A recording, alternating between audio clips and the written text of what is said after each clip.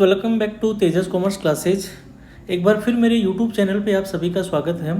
जैसा कि मुझे कई लोग रिक्वेस्ट कर रहे थे कि सर रिटन एग्ज़ाम हो चुका है, आंसर की भी लगभग 90% क्वेश्चंस हमने मैच करवा लिए हैं। ठीक है, 5-6 क्वेश्चन में कोई डाउट होगा तो देख लेंगे, इतना कोई वो बड़ा चैलेंज नहीं है। लेकिन इस बार जो पेपर की कट ऑफ है वो क्या रहने वाली है, ये बड़ा क्रूशियल पॉइंट है, क्योंकि हर किसी को अपने रिजल्ट की बड़ी चिंता रहती है। और जैसे ही एग्ज़ाम हो जाती है तो ये सबसे पहले रहता है कि क्या हम पास की रेंज में आ रहे हैं, क्या हमें इंटरव्यू कॉल भी होगा या नहीं होगा, या फिर हमें किसी दूसरी एग्ज़ाम के लिए प्रिपरेशन करना चाहिए। बिल्कुल आपका सोचना भी ठीक है। अगर आप मान लो हो सकता है कि आपका रिटर्न में ही नहीं बैठ रहा है, मार्क्स ही नहीं बैठ रहे हैं, तो ज़बरदस्ती से किसी रिजल्ट का इंतज़ार करने से कोई मतलब नहीं है। इससे अच्छा होगा कि हम किसी और दूसरी एग्ज़ाम पे फोकस करें और उसको अच्छे से कंसंट्रेट करके उस एग्ज़ाम को क्लियर करने के हमारे चांसेस ज़्यादा रहेंगे। हाँ, आपको लगता है कि जी हम उस कट ऑफ के दायरे में आ रहे हैं, तो फिर आपको इंटरव्यू के लिए सोचना चाहिए। तो वही जो क्वेश्चंस है वो बहुत सारे एस्पिरेंट्स के मन में चल रहा था, तो काफ़ी दिनों से ये चल रहा था कि कट ऑफ क्या रहेगी इस बार। क्योंकि पिछली बार जो 2022 का जो नोटिफिकेशन था उसमें एक लोचा था। लोचा क्या था कि नोटिफिकेशन निकले हुए 2 थे, एग्ज़ाम हुआ था 1, और हर एक जो नोटिफिकेशन था उसकी जो कट ऑफ है वो सेपरेटली डिक्लेयर की गई है। तो 2 नोटिफिकेशन थे पिछली बार 2022 का, क्योंकि इस बार पेपर पैटर्न और सिलेबस जो था वो पूरा टोटली 2022 का पैटर्न था। सिलेबस भी सेम था, सब कुछ सेम था। ठीक है, और लगभग अगर टोटल पोस्ट करें तो टोटल पोस्ट भी हमारी सेम थी। लेकिन जो कट ऑफ जो डिक्लेयर की गई थी आरटीआई में, जितनी भी कट ऑफ आई है, आप लोगों के पास में आरटीआई का डाटा भी होगा, नहीं होगा तो मैं यहाँ पे शेयर कर रहा हूँ आपके सामने।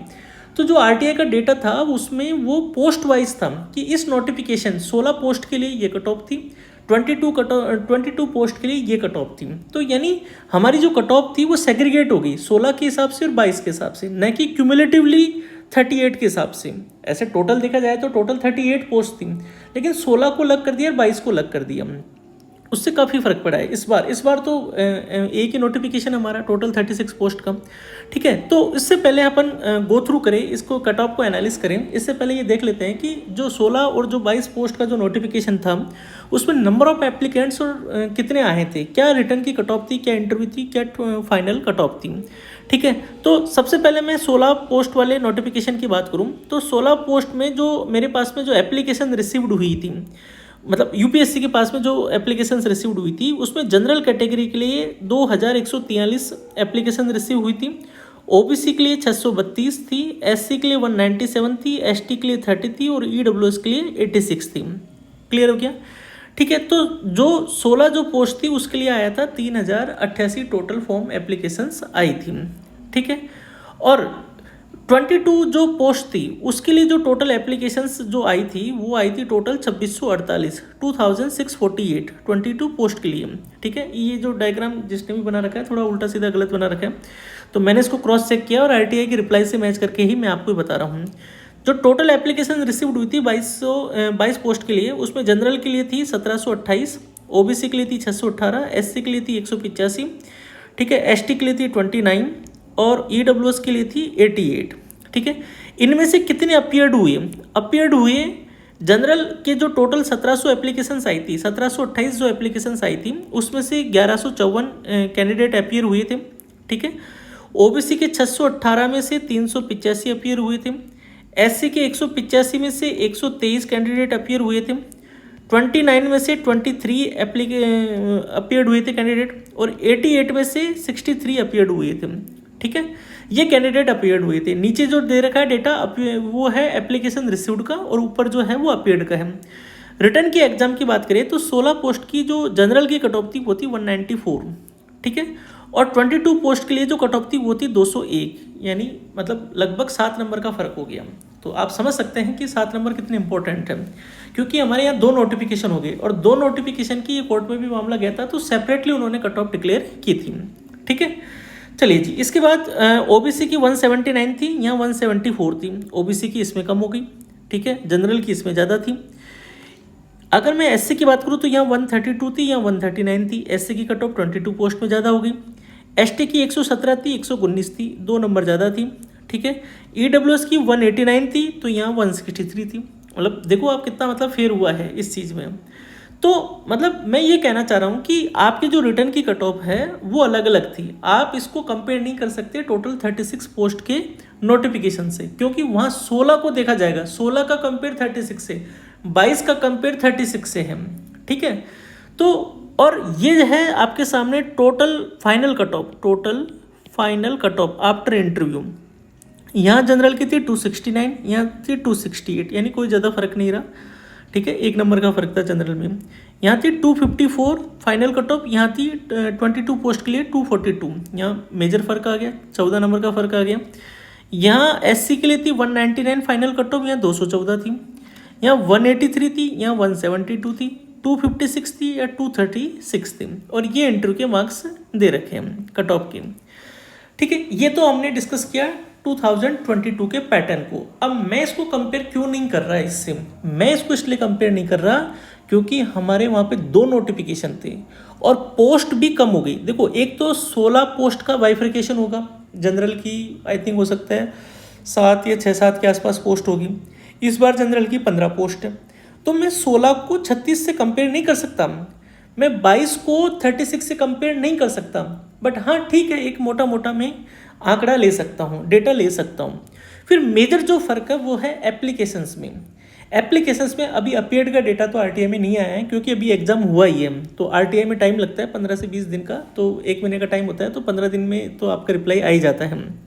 तो मोटा मोटा अप्लाई की बात करें तो इस बार मतलब जो 16 और 22 पोस्टों में जो एप्लीकेशंस थे वो थे लगभग 2500 के आसपास, 2600 एक में थे और एक में थे 3088, ठीक है। तो यानी मतलब ऑन एन एवरेज बात करें तो 2500 एप्लीकेंट्स आए थे, जबकि इस बार का अगर मैं आपको डेटा दूं 2024 का, तो ऐसे मैं ऑलरेडी डिस्कस कर चुका हूं क्लास में पहले भी, तो इस बार 2024 में टोटल जो पोस्ट थी हमारी 36 थी, 36 के अगेंस्ट जो टोटल एप्लीकेशन आई है वो आई है 7422, मतलब अपने आप में सरप्राइजिंग डेटा है, लगभग 3 गुना जो है वो एप्लीकेंट्स आए इस बार।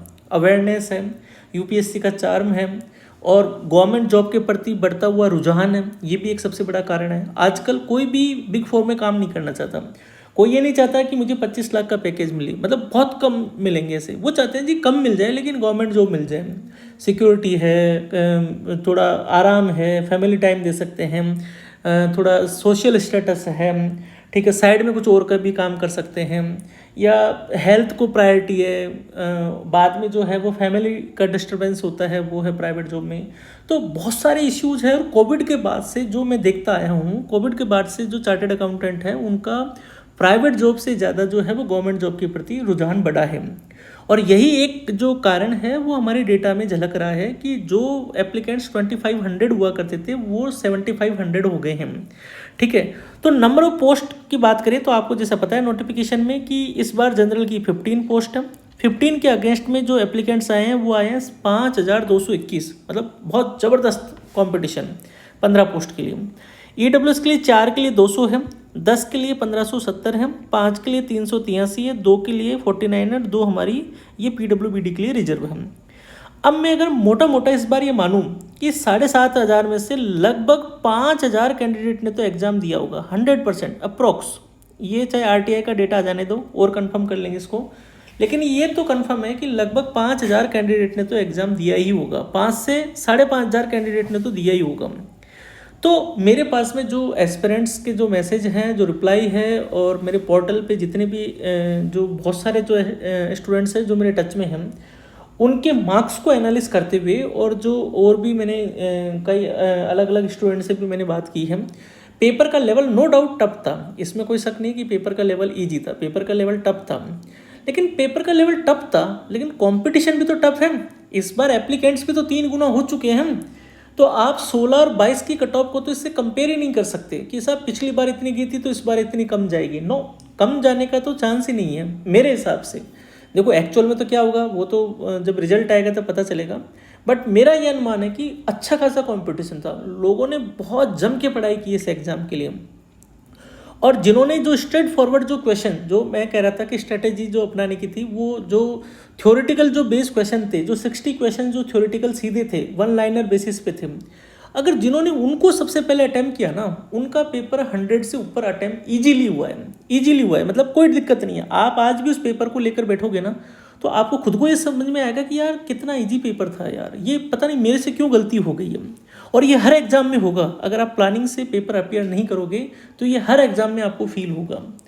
कई बच्चे पहले ही बड़े क्वेश्चंस को लेकर बैठ गए, उसी में उलझ गए, और बाद में पता चला अरे ये वन लाइनर के भी क्वेश्चन है और अब 5 मिनट रह गई है, कैसे करें। तो फिर तो होना ही, छूटना ही था, कल्याण तो होना ही था अपना। तो ये चीज़ें बहुत मैटर करती है, और ये चीज़ें जो है वो ठोकर खा के ही समझ में आती है। जब हम फेल होते हैं तब पता चलता है अरे यार उस एग्ज़ाम में मैंने अगर पहले अगर वन लाइनर बेसिस वाले क्वेश्चंस सोल्व कर लिए होते, मैं बड़े क्वेश्चंस में नहीं गया होता, इतने बड़े पैराग्राफ में पढ़ने में टाइम वेस्ट नहीं किया होता, तो शायद हो सकता है कि मैं मतलब ये 60 क्वेश्चन तो स्ट्रेट फॉरवर्ड कर पाता हूँ। और जो प्रैक्टिकल क्वेश्चन जो इजीली कैलकुलेट हो रखे थे तो वो 30-40 तो मैं ऐसे ही कैलकुलेट कर देता हूँ। जो लोचा था वो था 20 क्वेश्चंस में। 20 क्वेश्चन ने सबका गेम बिगाड़ा है, और उस 20 क्वेश्चन के चक्कर में बहुत लोगों ने टाइमिंग का जो गेम है वो सबसे उनका पूरा मिजाज, उसकी पूरी पढ़ाई, उसका पूरा कॉन्फिडेंस पूरा लूज करके रख दिया। बस एक कमी कि आपने बड़े क्वेश्चंस को पहले टच कर लिया। ठीक है, तो मेरा जो कट ऑफ का जो एनालिसिस है, जो मेरी रेंज है कट ऑफ की, वो इस बार जनरल की जो है वो 210 से 215 मार्क्स बैठ रही है मेरे हिसाब से। भाई एक्चुअल में तो जो आएगा, बट अगर आप इसमें हो तो आप अपने आप को सेफ जोन में समझिए। EWS में 205 से 212 कट ऑफ जा सकती है रिटर्न की, आउट ऑफ 300, ध्यान रखना। OBC की 208 से 212 के बीच में कट ऑफ जा सकती है।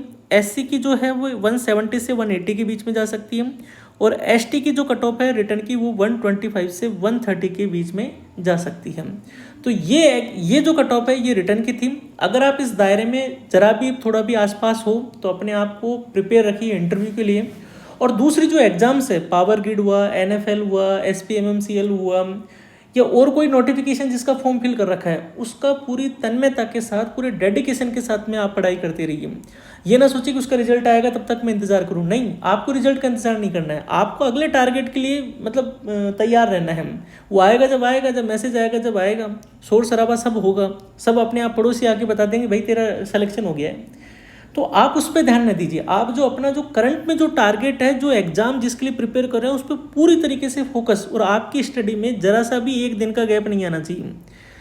क्योंकि देखो त्यौहार आते हैं चले जाते हैं, छुट्टियाँ आती है चली जाती है, और नोटिफिकेशन गवर्नमेंट का आता है चला जाता है, सिलेक्शन होने वाले का होके और नौकरी करता है वो। सिर्फ जो तैयारी नहीं करते हैं, जिसके पास बहाने हैं, जिसके पास में एक्सक्यूज है, वो ऐसे ही एक्सक्यूज करता ही रह जाता है। दीपावली आ गई है, बाद में पढ़ेंगे यार, अभी तो UPSC का दिया है, सारे दिन थोड़ी पढ़ेंगे, थोड़ा ब्रेक भी लेना चाहिए। ठीक है, मानते हैं ब्रेक लेना चाहिए, 1 दिन हो गया, 2 दिन हो गया ब्रेक, लेकिन आप अपने आप को लिंक ना छोड़ें पढ़ाई से, आप कंटिन्यूटी में रहें, और अपनी मतलब जो हथियार है उसको और ज़्यादा शार्प करने की कोशिश करें कि यार ये कमी रह गई थी, अगली बार पेपर आ गया ना तो ये नहीं छोड़ूंगा, इस तरीके से मेरा पेपर पैटर्न, इस तरीके से अटेम्प्ट करने का तरीका अब इस बार ऐसा रहेगा।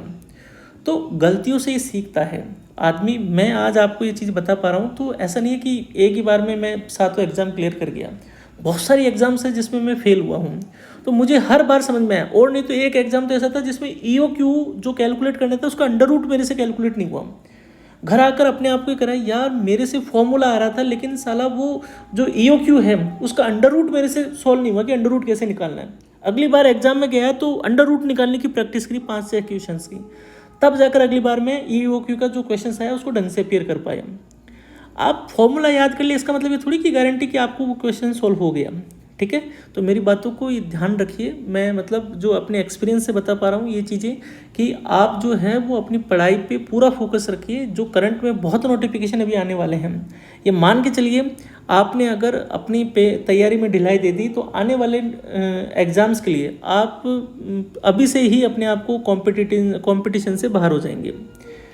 बार बार एक ही चीज़ को ध्यान रखिए, एग्ज़ाम आएगी जब आ जाएगी, नोटिफिकेशन आएगा जब आ जाएगा, मैं अपनी तैयारी बिल्कुल फ्लो में और बिल्कुल करंट की तरह ही उसको पूरा अपडेट रखते हुए पढ़ूंगा। जो छूट गया उसको और कवर करने की कोशिश करूंगा, जो पिछली बार गलतियां थी वो दोहराऊंगा नहीं, और जो इम्पोर्टेंट्स हो सकता है, अब एक्सपीरियंस हो गया कि क्या पूछता है, तो उसको मैं नोट डाउन करते हुए चलूँगा। और एक स्टडी मटेरियल पे फोकस करिए, 17 स्टडी मटेरियल पे फोकस नहीं करिए। 17 पे फोकस करेंगे तो आप बिल्कुल लैग करेंगे। मैं नहीं कहता कि मेरा ही करें, जिन्होंने कर रखा है उनको डेफिनेटली चाहे 5 ही नंबर का फ़ायदा हुआ, लेकिन हुआ ज़रूर है, ये मैं गारंटी दे सकता हूँ। एक तो आप 450 पेज की बुक पढ़ो, और एक आप 200 पेज की बुक में कवर करो चीज़ों को, तो बहुत फ़र्क होता है ये। ठीक है, खैर वो एक अलग चीज़ है, एक अलग मैटर है, सबका अपना अपना तरीका है पढ़ने का। मटेरियल वो ये दो चार होते हैं, चाहे किसी भी किताब में पढ़ो, बट एक जगह से पढ़ो, उसी को बार बार बार बार बार बार बार बार उसी पे ही अपना हाथ साफ करते रहो। ठीक है, तो मिलते हैं नए वीडियो में, ताकि अपन और अपडेट रहेंगे इसके लिए। और मुझे लगता है कि शायद कोई बड़ा नोटिफिकेशन जो है वो नवंबर के फर्स्ट वीक में आने वाला है। ठीक है, तो उसको अपन अपडेट करेंगे जल्दी। Thank you so much guys.